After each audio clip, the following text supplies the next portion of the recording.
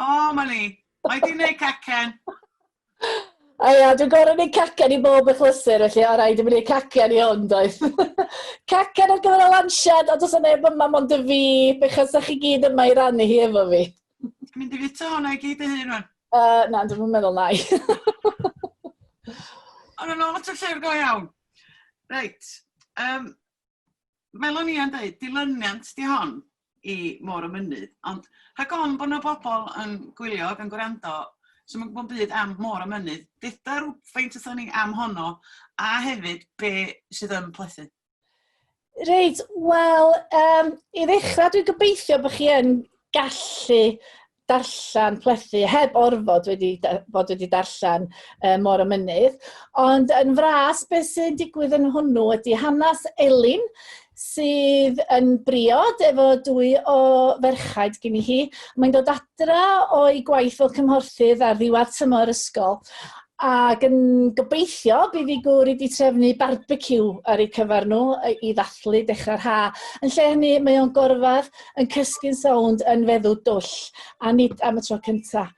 A mae hynna yn sbardun iddi hi i wneud penderfyniad ar chwim ac mynd i Werddon i aros efo ffrind bora oes i Rhys drws nesa, sydd bellach yn ŵr gweddw yn byw Werddon efo i 3 mab. A mae hi'n mynd yna am chydig o ddyddiau i fod ac yn aros yna trwy'r ha. A Môr y Mynydd ydy hanes yr 5 wythnos yna dros yr ha. A sut mae perthynas y 2 hen ffrind yn dod yn chydig bach mwy na hen ffrindiau.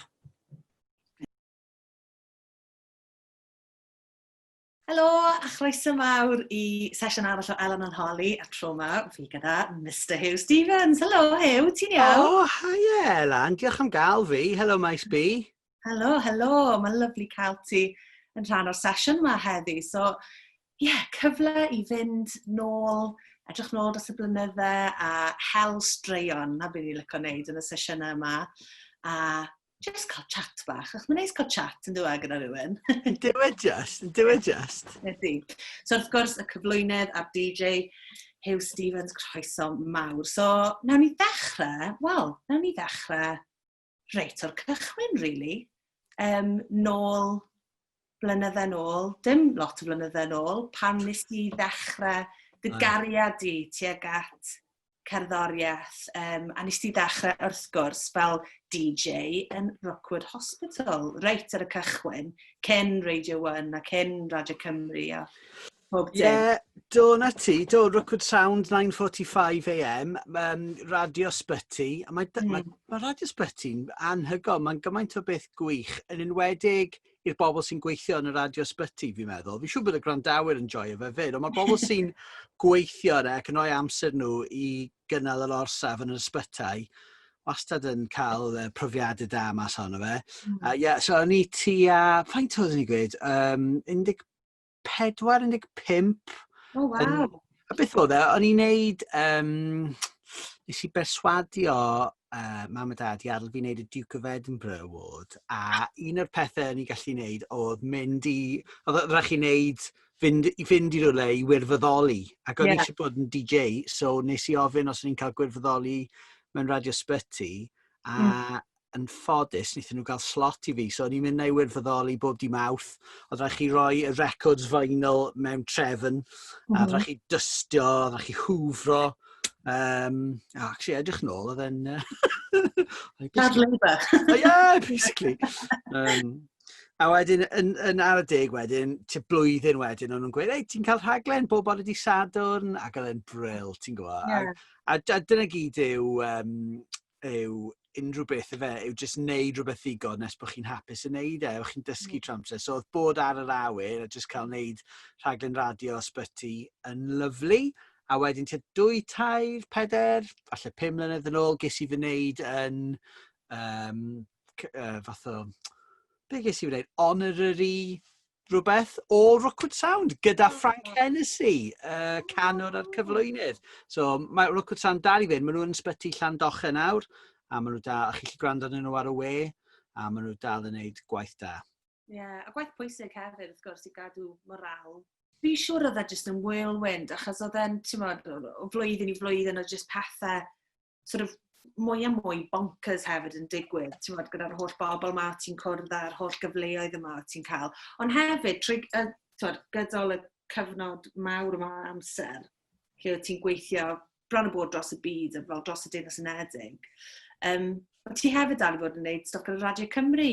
A mae'n cool bod ti wedi manajo i wneud y ddau beth, wedi gallu cyd-fynd gyda'i gilydd a bod dal dy ti rannu'r amser rhwng y byd anhygoel yma o Radio 1 a'r celebrities, ond dal hefyd yn gwneud y gwaith pwysig o ti'n gwneud yn Radio Cymru, fyd? Ie, o'n i'n lwcus iawn nes i ddechrau Radio 1 cyn Radio Cymru, a ar ôl fi ddechrau rhaglen Radio 1, ges i cynnig rhaglen ar Radio Cymru, a nes i fi wedi cael ma'n wneud rhaglenni iddyn nhw unwaith yr wythnos, a o'n i jyst yn, mae Cymraeg wastad wedi bod yn holl bwysig, a mae cerddoriaeth Cymraeg wastad wedi bod yn holl bwysig i fel be fi'n joio a be fi'n meddwl sy'n bwysig a pwy ydw i fel person. So, nath e byth croesi fy meddwl i beidio wneud Radio Cymru, os fysa nhw dal yn cyflogi fi, fysa ni dal yna i gyflwyno. Wastad i meddwl bod e'n fraint, ti'n gwybod, cael darlledu unrhyw le, a bod chi gorfod trio wneud yn iawn, trio wneud yr rhaglen fysa chi moyn clywed. Wel, ie. A fel cael cynulleidfaoedd gwahanol hefyd, achos mae'r slot penwythnos yma, a wedyn y slot nos gyda Radio 1, a wedyn oedd y slot Radio Cymru, maen nhw'n cynulleidfaoedd hollol wahanol hefyd. Ie, ydyn. Fel y sialens yna o gorfod satisfio pob cynulleidfa.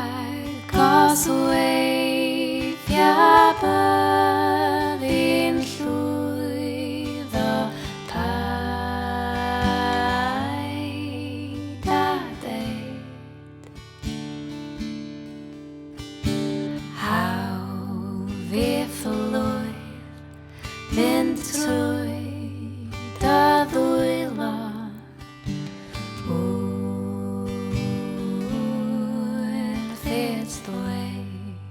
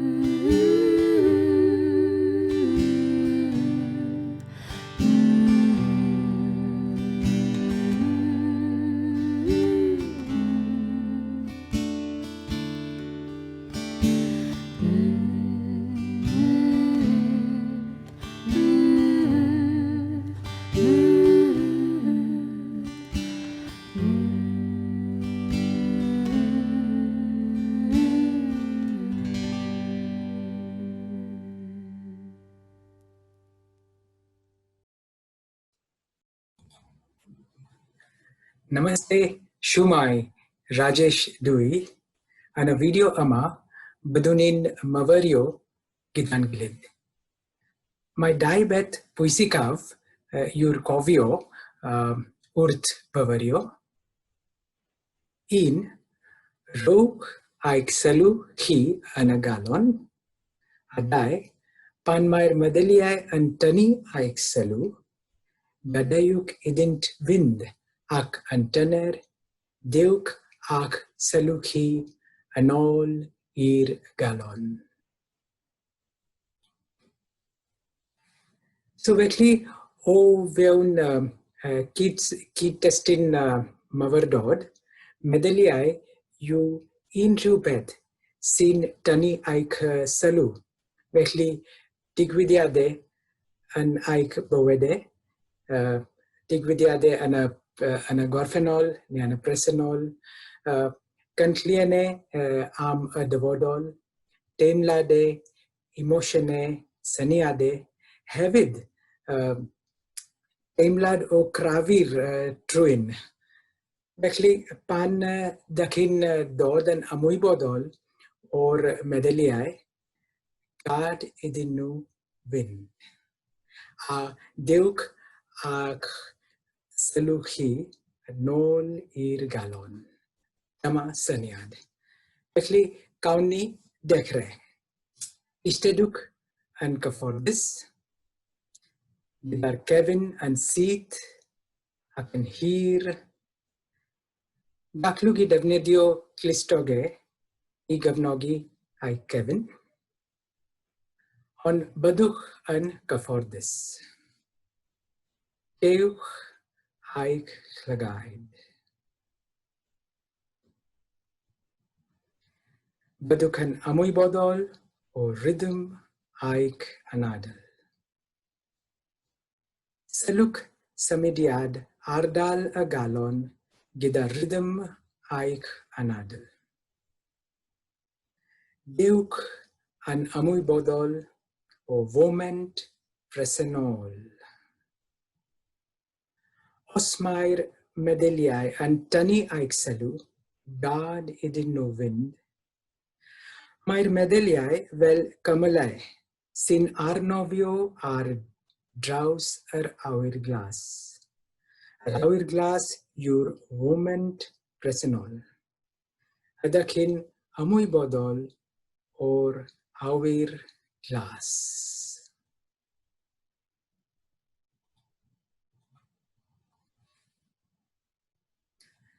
Daliwch yr holl darlun yn y galon.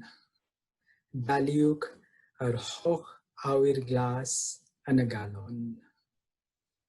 Pan ydych chi'n dod yn ymwybodol bod y meddyliau wedi tynnu eich sylw, gad y meddyliau fynd ac yn dod a'ch sylw chi yn ôl i'r foment presennol.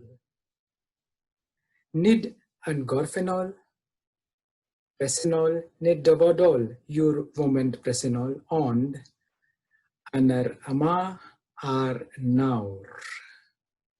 Nid lle i fynd, dim byd i'w wneud.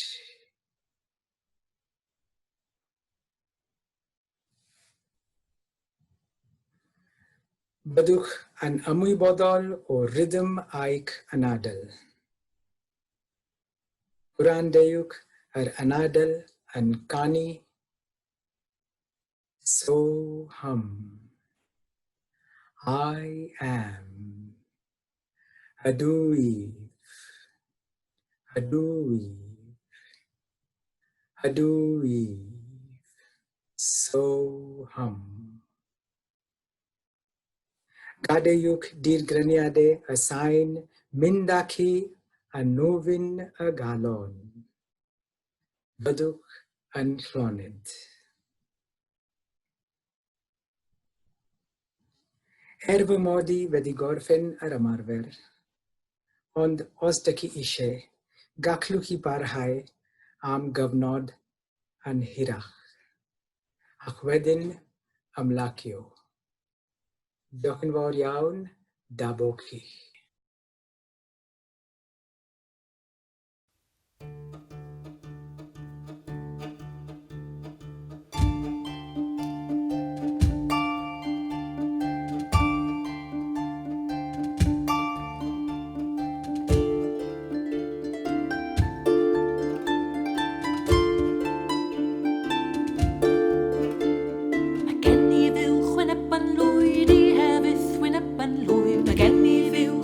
wain lwyd I aiffi'r glwyd I ddod wy.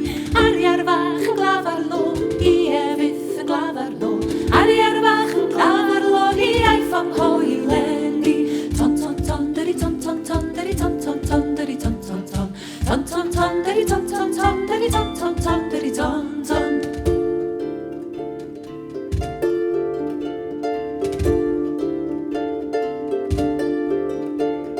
Saith o adar man y to, saith o adar man y to, saith o adar man y to, yn ffreu wrth daflu disio.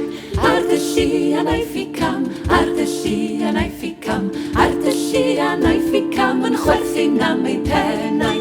Ton ton ton, dyri ton ton ton, dyri ton ton ton, dyri ton ton ton. Ton ton ton, dyri ton ton ton, dyri ton ton ton, dyri ton ton.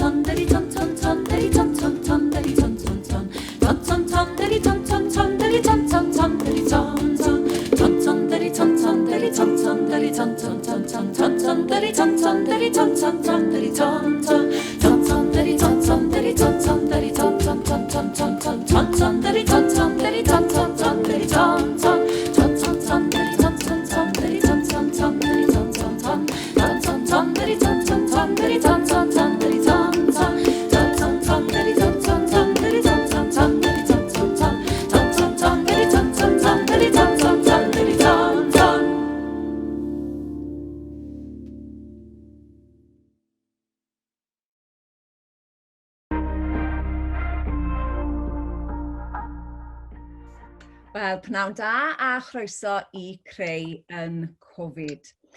Nawr bod y cyfnod cloi yn dechrau cael ei lacio, mae'n debyg mae perfformiadau stryd a gwyliau awyr agored fydd yn medru ailgydio yn ni gyntaf hynny cyn theatre a gofodau dan do. A mae yna dipyn o edrych ymlaen at yr arlwy fydd yn cael ei gynnig.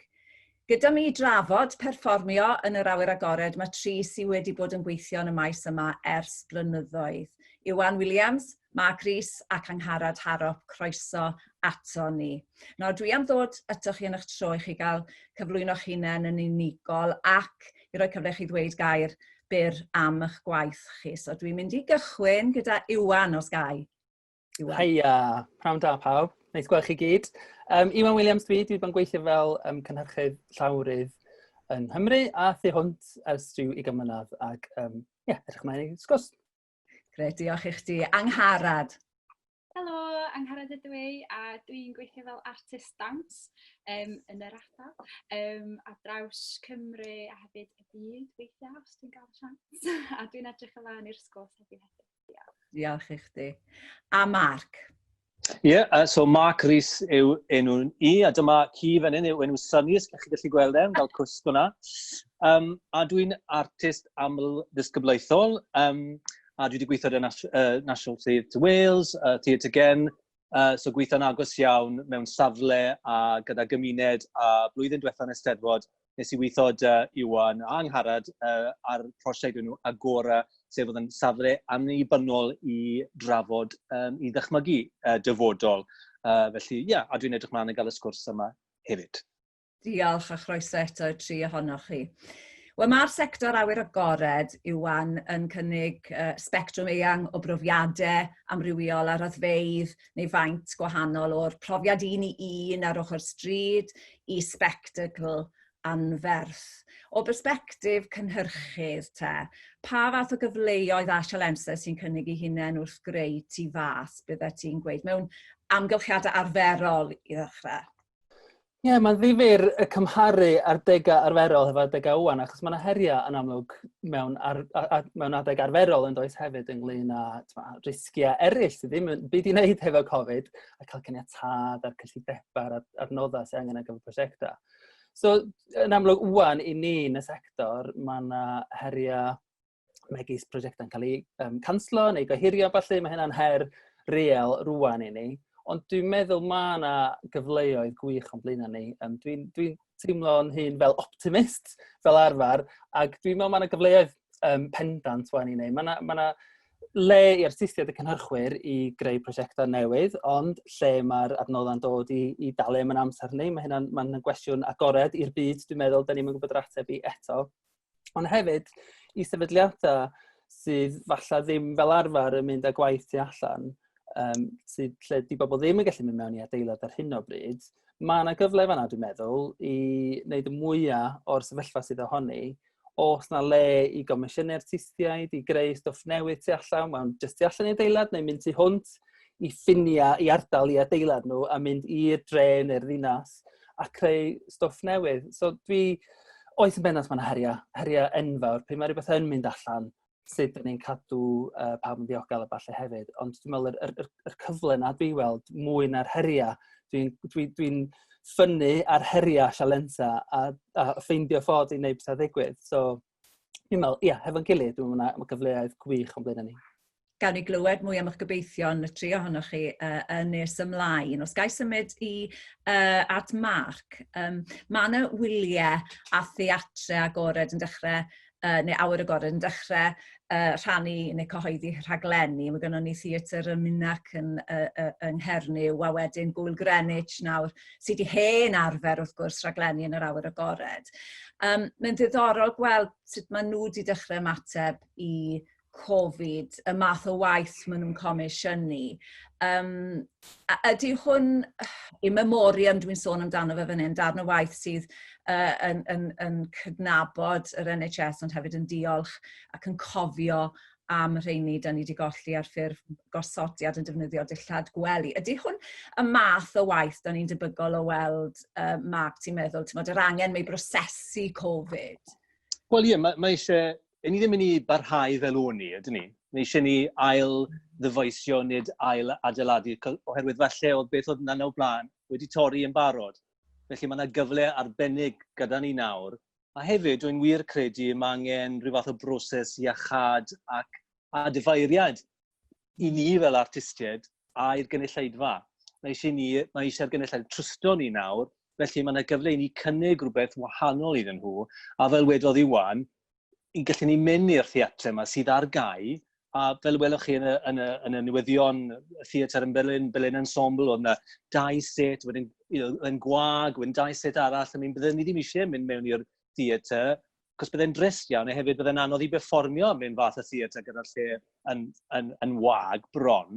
Felly mae yna gyfle ffantastig, a mae gennym ni yn un arloeswyr yn y ffurf yma, yn ffurf safle penodol, yn gwaith awyr agored. Felly mae rhaid i ni cudio'r cyfle a bod yn optimistig iawn, a mae syni yn cytuno hefyd. Ydy, yn sicr. Symud law at y ti Angharad, wyt ti'n ffynnu ar berfformio yn yr awyr agored. Dwi'n gwybod hynny o dy waith diweddar di, Madog wrth gwrs ar faes yr Eisteddfod, a mewn gofodau awyr agored ledled wlad llynedd. Sut wyt ti wedi bod yn cadw dy hun yn greadigol dros y cyfnod cloi yma, a wyt ti wedi bod yn gweld cyfleoedd yn amlygu hunain? Wrth gwrs, dwi wedi bod yn dawnsio lot y lle dwi'n byw, so dwi'n lwcus iawn i byw yn Bai Penrhyn, so mae gennym ni mynydd, mae gennym ni y traeth yma, a mae gennym ni goedwig yma hefyd. So i gadw fy hun yn creadigol yn y nos, mae gen i 3 fech, a maen nhw'n rili ifanc hefyd o dan 5, so mae wedi bod yn anodd reit iawn i ddweud y gwir, gyda nhw adre, achos mae fy ngŵr fi yn gweithio trwy'r dydd hefyd. Felly, so mae'n mynd allan i weithio.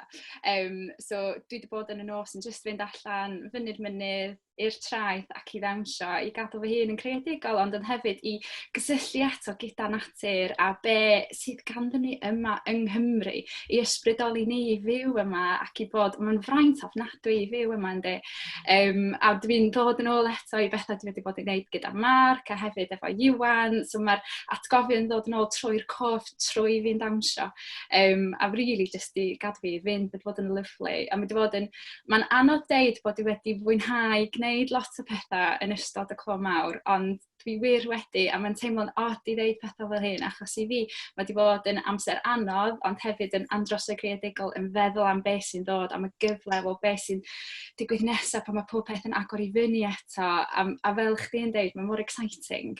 A mae yna siawns rwan, achos oedd pethau wedi torri cyn y clo mawr hefyd, so rwan dyna'r siawns ni i adeiladu pethau eto, fel oedd Marc yn deud, so dwi wir yn edrych ymlaen i defnyddio be dwi wedi ffeindio allan, be dwi wedi gwneud i greu rwan. Helo a chroeso nôl i sgwrs arall mas ar y maes ar gyfer Steddfod Amgen. Yr wsos dwytha oedd Meilir Rhys Williams yn cadw cwmni i fi ac yn ymuno fi heddiw mae Emmy Stonelig sydd hefyd yn actor. Helo Emmy. Helo bach, ti'n iawn boi? Ie, sut wyt ti? Good, diolch, good. A ti? Ie, good diolch. Dal i fynd. Cyn i ni gychwyn ar y holi a'r sgwrsio go iawn, dwi eisiau just deud, oedd, dwi'n edmygu dy backdrop di a'r background o fyna. Oherwydd mae'n really diflas i gymaru, mae'n lot o wyn, beige a cream. Wel, so, oeddech chdi'n 13 yn dod allan, felly, neitha cymharol ifanc, pethau ddim yn gret, ond pethau ddim yn rhy ddrwg chwaith. Na, oedd teulu fi yn eitha, wel, oedd ddim fel stori really trist dy fi o ran teulu ac yn y blaen, ond mi oedd yn anodd, oedd teulu fi yn eitha, wel, o'n nhw'n sioct iawn i ddweud y gwir, sydd yn problematig, achos oedd e fel petai, oedd dim amser dyn nheulu i baratoi am y peth, achos o'n i ddim yn edrych fel lesbian, na fel rhywun queer. O'n i'n rhywun oedd yn really joio'r pethau benywaidd amdano fy hun wastad. Dwi erioed i bod yn eitha feminine a licio cael gwallt hir, fel ti'n gweud, a ffigur eitha curvy ac yn y blaen. So, o perspektif yn heili i, oedd e'n bach yn harsh, achos bod nhw ddim fel yn bobl homophobic, neu yn bobl o ddim yn licio pobl hoiw, neu queer, neu bisexual, neu beth bynnag, oedd e'n real sioc iddyn nhw, ac y peth arall oedd yn anodd am y peth oedd, nath neb really gredu fi i ddechrau.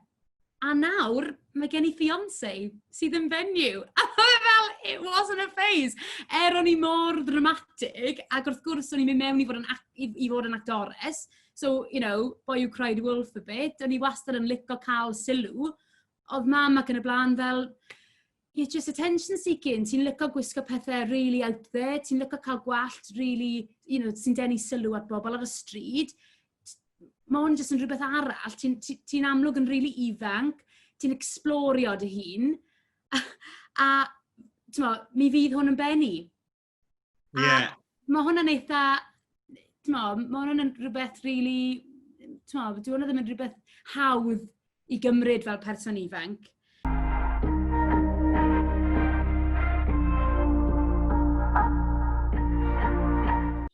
Do, oedd un o'r prif bethau, un o'r uchelgeisiau o'r dechrau, unwaith oeddwn ni'n gwybod bod ni'n mynd i greu llyfr a record oedd bod y pecyn yn un deiniadol ac yn rhywbeth bys y pobl eisiau brynu. So oeddwn ni eisiau pobl wybod bod o'n un cyfanwaith oedd wedi cael ei greu efo'i gilydd yn hytrach na digwydd bod mae gen ti lyfr a digwydd bod mae gen ti record. Felly oedd rhaid ni gael rhywun oedd yn gallu clymu fo yn weladwy, yn gysyniadol, ond hefyd yn gallu gwneud y gwaith caib a rhaw o adeiladu'r box sets i hunan. A recordio neb o ran wynff yn le hollol amlwg i ni droi ato fo. Mae o'n ffrind i ni beth bynnag, felly nath o just neud synwyr, so oedd well gyda ni dalu rhywun annibynnol fatha fo na trio trefnu trwy gwmni mawr, a so nath o just gweithio allan yn well. Mae Tom yn fwy o artist nac ydi o berson sy'n pecynnu, felly oedd ti'n cael trydydd mewnbwn mewn iddo fo mewn ffordd.